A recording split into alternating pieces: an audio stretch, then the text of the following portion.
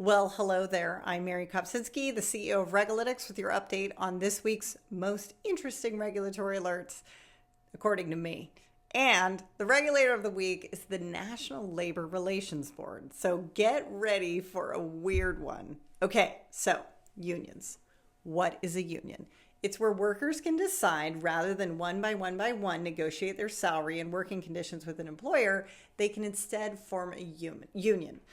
Now, sometimes the company can recognize the union just by choice, maybe because it's easier, but oftentimes it takes 30% of the workers to agree to register with the National Labor Relations Board. Then they can start collective bargaining. And there's a lot of rules about it, strike rules, all these things. Anyway, so as you may have noticed, this has become a bit of a trend. For example, Starbucks employees formed a union. Amazon warehouse workers created a union. Costco workers formed a union.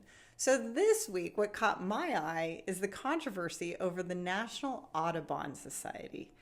The National Audubon Society is a nonprofit focused on protecting birds. It's named after John James Audubon, born in 1785, who has commonly been called the father of birding because he documented different types of birds and published a book that at the time identified 25 new species. So this was a huge controversy a few years back when the staff and the public wanted to change the name because he was a complex and troubling character who did despicable things even by the standards of his day.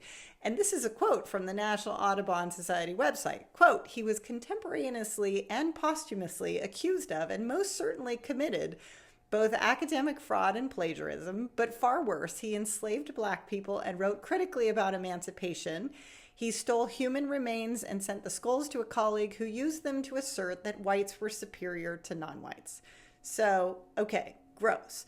But the founder of the Audubon Society was actually a guy named George Bird Grinnell, who decided to name it Audubon because he had been tutored by the widow of this guy. Anyway, moving on.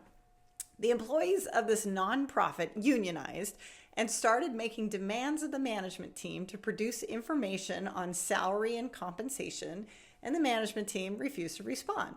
So now the National Labor Relations Board issued a complaint against the National Audubon Society for violating federal labor laws and unlawfully discriminating against its own employees for union membership. The complaint consolidates 11 instances where they allegedly broke the law and violated the rights of the workers. And it's actually called the Bird Union. Okay, so the Audubon Society responded saying that the National Relations Board is acting unconstitutionally. This is not news, as Starbucks, Elon Musk with SpaceX, and other big corporations are using this defense. But this is the first time a nonprofit is using the same defense. And this is also after Chevron deference has been lifted as the standard on administrative agencies.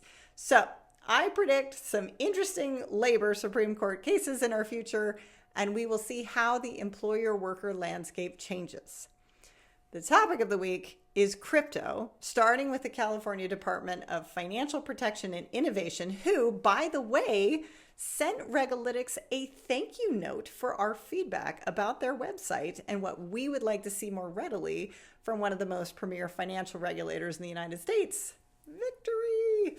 Anyway, expect a website change from them soon. Anyway, the California DFPA upheld a daily transaction limit for crypto kiosks. It was challenged, but you still can't take out more than $1,000 of crypto at a time. And finally, last that I'm going to point out today, though there's plenty more of what happened, the SEC busted Galoy Capital for violating the custody rule under the Investment Advisors Act by failing to use qualified custodian for crypto assets, where approximately half of the fund's assets were lost during the collapse of FTX. They agreed to pay a $225,000 civil penalty, which will be distributed to the harmed investors, which is pretty much pennies on the dollar of what they lost.